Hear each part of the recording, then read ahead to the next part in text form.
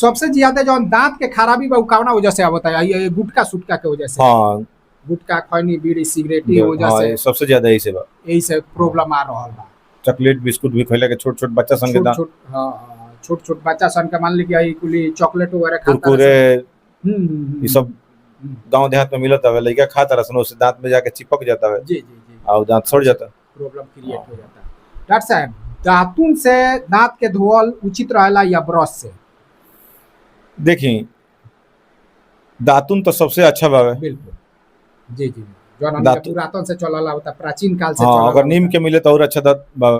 बिल्कुल। अगर दातुन अवेलेबल नहीं मिलत तो एकदम सॉफ्ट ब्रश यूज करी, 1 महीना में ब्रश चेंज कर दी।